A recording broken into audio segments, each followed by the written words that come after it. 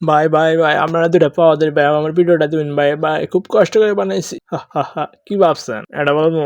আরে না মিয়া। তো ভাই বন্ধু কি অবস্থা কেমন আছেন? আপনাদের কাছে আরেকটা নতুন ভিডিও লয়ে এলাম মুরগির মাংস রেসিপি। তো মনে করেন যে আগে থেকে কেটে রাখা পেঁয়াজ, আলু, টমেটো, কাঁচামরিচ এগুলো দিয়ে দিব। তারপর মনে করেন যে দুবাই থেকে আনা সেই মসলাটা দিব। তো মনে করেন যে এই মসলার মধ্যে আছে হলুদের গুঁড়া, ধনিয়ার গুঁড়া, মরিচের গুঁড়া, জিরা গুঁড়া আরো বিভিন্ন ধরনের ২০ টাকার জিনিস আছে। তারপরে মনে করেন যে লন্ডন থেকে আনা সানফ্লাওয়ার অয়েল দিয়া ভালো করে মাখায় নেয়াম যাতে মশলা একটা ভিতরে ঢুকে যায় সুন্দর করে। তারপরে মনে করেন যে আপনারা ২-৩ মিনিট মাখাইবেন, মাখায় টাকাইয়া মেরিনেট করে রেখে দিবেন। আর যদি ভালো করে না মাখান তাহলে তো আর মজা হইতো না। যারা বলবেন ভাই কি রেসিপি দেখাইলেন মজা হইলো না। তো আমার দোষ নাই কিন্তু। তো মনে করেন যে মাখানোর সময় আমার একটু পেঁয়াজ কম পড়ছিল তাই পেঁয়াজ দিয়ে দিছি। আপনারা চাইলে আপনারা যতখানি মন চায় ততখানি পেঁয়াজ দিতে পারেন, সমস্যা নাই।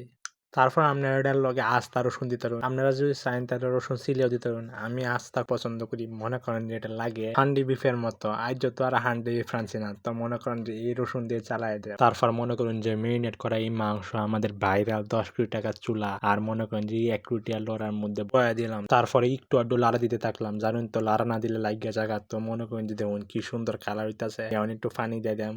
পানি না দিলে তো আবার কষতো না, না কষলে তো আবার খাইতে পারতেন না। যারা আবার বলবেন যে কি রান্না করলেন ভাই মজা হইলো না। এই দেন আমগো রান্না শেষ, দেন কত সুন্দর একটা কালার আইছে। তারপরে একটা বুঝতে মারলে রুটি বানাইতেছে। আমি চিন্তা করলাম এটা রুটি দেখাই তাহলে মজা লাগবে। দেখুন কত কষা কষা গুছ, কি মজা, খাইলে পরানটা জোড়ায় যাইবো। তো খাওয়ার ভিডিও আপনাদের দেখাইলাম না, নাইলে তো আবার শোক মারবেন। তো আজকে এই পর্যন্ত, আর ভিডিও করতাম না। তো আপনারা অবশ্যই কমেন্ট করে বলবেন যে ভিডিওটা কেমন লাগছে। যদি ভালো লাগে তাহলে ধুম মাইরে একটা সাবস্ক্রাইব টিপ মারবেন, লাইক টিপ মারবেন, বুঝছেন তো।